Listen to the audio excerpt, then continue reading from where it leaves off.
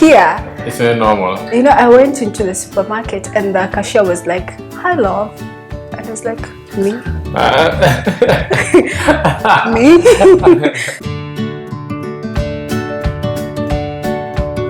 After now doing all these things and going through the rigorous process and having your money and coming to the UK, how did you find the UK in terms of living expenses, accommodation, fare, the dinners, the lunches, the clothes, in terms of everything? How do you find it?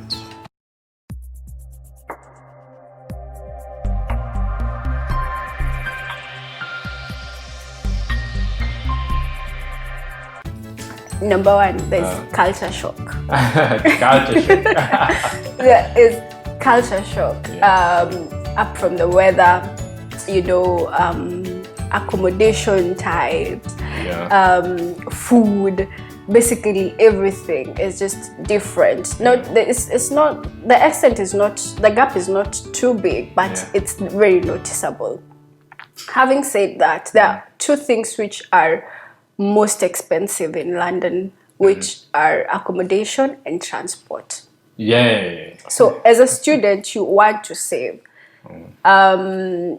How I saved is I got a shared space. So we rented out a house. So you find that it's one house basically, but you have different rooms. So maybe you take room number 1, number 2, number 3, and share up the cost of the rent, which is much cheaper than getting a whole flat by yourself. Good advice again for students and those coming. Yeah. How much was it? I used to pay like £500 per month. £500? Yes. And guys, the gap is big. You were saying it's not noticeable. That's big, because if you get a house worth 70k, because that's 70k, 60 something to 70,000 in Kenya, that's a good house. That's a good house. It's a big house. Yeah. And you're paying room hapa. Basically, a room hapa ni maisha smart kile. Yeah, true.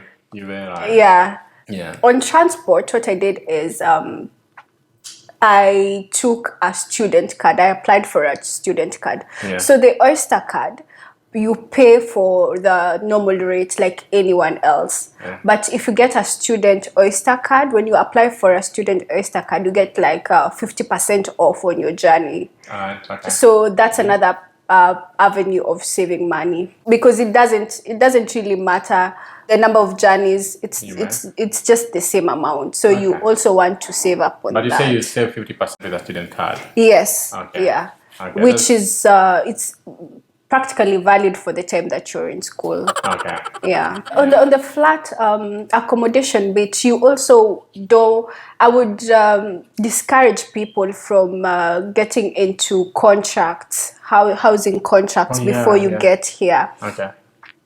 Because you've practically seen the apartment maybe on the internet, shared space or Gumtree or Open Rent. These are some of the websites that you can search for your accommodation, but you also don't want to go into a contract blindly, because if you sign that contract before you see the apartment, you can go there and there's this one time. Thank God I had a place to come and chill before school starts. So I had a bit of time for house hunting and seeing the different properties around school that I was eyeing for. So I went into this apartment. The stench. I think it was a chimney. Oh geez, smoke was just so. That's a place where I wouldn't live at all. So going to view the houses before you make the agreement or you sign that agreement is very important. So it gives you an avenue or a chance for you to break that contract and go to another house. So basically, you're telling people not to get into some long-term contracts. No. Online content or whatever. No. What about food? Is it so expensive compared to Kenya? One sandwich is like £1, from £1.50 to £3. So average, how much did you spend in a month on food? So if you don't take junk food, you can save a lot. Right. If you take junk food, because as I said, a sandwich is like £1.50 to £3. So £1, that amount of money is enough to get you a bag of rice or a packet of flour. So in a month, I'd spend like £150 to £200. Okay. This is now where I'd go back and get some financial, advice from you. Because when I think back to it, I never saved on my lunches. Most of the time I used to have lunch in the cafeteria. Oh, okay. So if I had carried my own lunch from home, I'd really cut the cost on meal. So if I did my meal planning, that's the other thing. If you plan your meals, you will save a lot. Right. Yeah. And then also, when you're buying food stuff, you want to avoid buying them in supermarkets and going to the markets, so that you get things at a cheaper price. But the other thing is, because you're also coming here as a student, you don't want to not experience the place. You also want to go out there and experience the culture, the food. You want to now taste the British croissants. You want to go you want to go and experience the English breakfast. You want to go and see the London Eye. You also want to explore these places. So as much as you're cutting down on food and rent and accommodation and transport, you also want to experience the place. Usije tu alafu So you must ukarudi have a good nyumbani. balance. Like I always say, you just need to cut out what you don't need. In finance, that's what we say. Don't cut out the things you do not need. And then replace them with the things you need. If you want to experience the life here, then cut out junk food, for example, or cut out lunch food, like you said, and then replace it with something more fun. Yeah. So what about working in the UK? Can you work as a student? Yes, you can work as a student. When you come to the UK as a student, you get a Tier 4 visa, which has 20 working hours per week restriction. So you can't work more than 20 hours per week. So basically, this allows you time to study and time to work. And what are the salaries for student jobs, like when a student, averagely? Averagely, £8 to £10 per hour. Okay, and you're doing 20 hours, so that means around £200 a week. Yeah. If you manage to get a job. If you manage to get a job. Yeah. Yes. So £200 a week in a month, you're making around £800, which in Kenya shillings is around 100,000. Now that money will be enough. It's not a lot of money, as it may sound. But it can cover your rent and your expenses. At least part of them, right? Yeah. And that will really help you a great deal. Yeah, it does. It does help, right? It does. Did you work? Unfortunately, no. Okay. Because of personal reasons. Okay. Yeah. You just wanted to focus on. Yeah, my focus was on totally different things. So again, people have different circumstances. But if you're coming and you don't have so much leverage in terms of finances, it's better to work. Yes, you try and find a job, and it's not easy working as a study, by the way. It's not, especially when you look at the education system here and in Kenya. Here you don't have much of extra time, especially as a master's student. I realized most of my time was taken up by assignments. Every week you'd have like papers to submit, you have group assignments, and all these are graded work. So in between schooling and exploring the city, I found that I basically had no time to go and stress myself working. So what are some of the money lessons you picked up in the UK? Just two at least. Always save up with a goal in mind. Yeah. When I used to save for coming to school, I knew I was putting that money aside to come and enjoy myself here as I study. And trust you me, I had so many opportunities to use this money back in Kenya. Tamasha, my people, sightseeing and things like that. But, I had that discipline because I had a goal in mind. So saving with a goal in mind. Yeah. So if you know you're going to do something in the future, start saving for it. Yeah. And In the saving aspect, just don't save blindly, because when I had my money in the money market fund, I came out of there with, you know, some good money. Yeah. It's different from having it in the bank account, because I wouldn't have gotten the same returns in a bank account. Yeah. Second lesson I've learned in regards to money: spend on yourself. Spend on yourself. Yes, spend on that. yourself. I like that advice.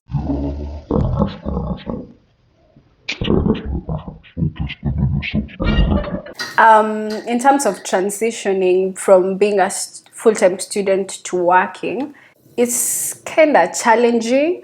It's the process here, I find, is very rigid. Yeah. Especially when you're trying to apply for a job from having a Tier 4 visa Right. to a working visa.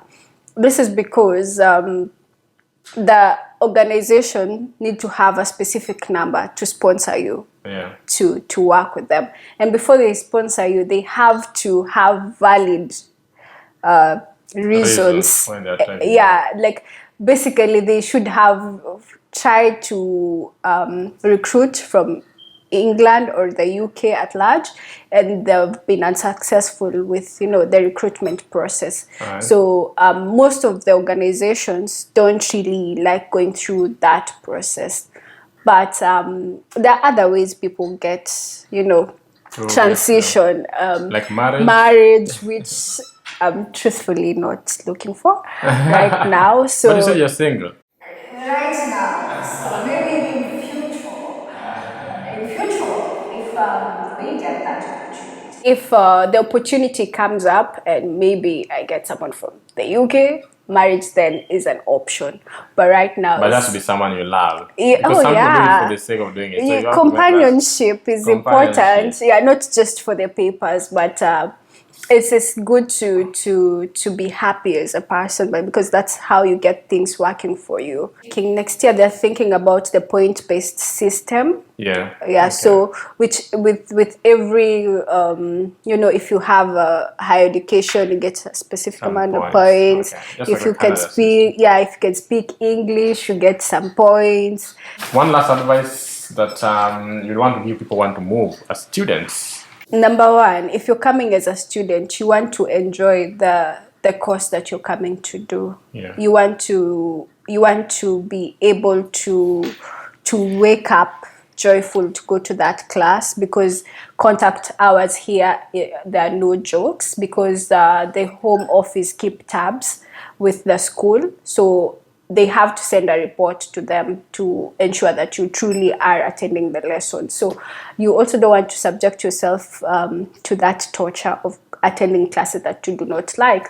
The other thing with being sure about the course you want to take is because during the application process, your CAS number basically is tied to the course that you're applying for. So if you come here and you want to change the course, it's difficult. So be sure before you start the application process. Okay. Because coming in here, it's going to be hard for you to change it. It's going to mean that basically means that you have to start from scratch. So generally, in one sentence, how do you find the UK since you came here up now? Generally, UK has been an experience. It has been an experience. 4 seasons. 4 seasons. Yani, sasa tumetoka kwa textbook 4 seasons to reality 4 seasons. And let me tell you. Hey, you know, there's there's where you wake up and you see it's shining, the sun is shining out there, and you're like, wow, you know, I'm setting out for a bright, warm day. When you step out of the house, the cold, oh jeez. So it can move from very sunny to rainy to snow to like hailstorms in like 4 hours.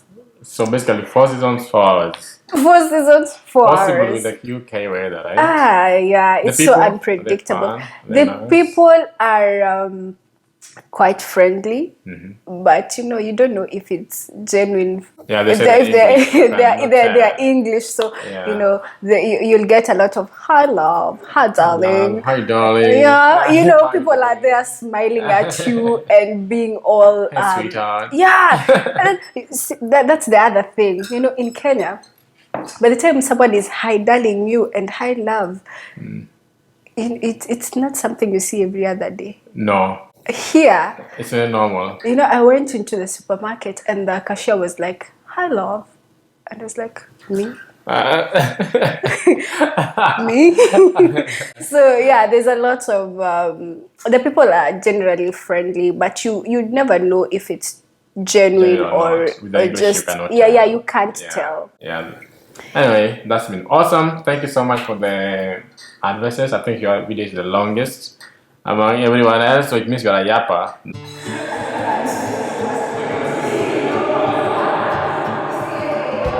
Anyway, say thank you, bye, and see you next time. Bye-bye. Thank you for having me here. You're welcome. Your video will be out there for a long time.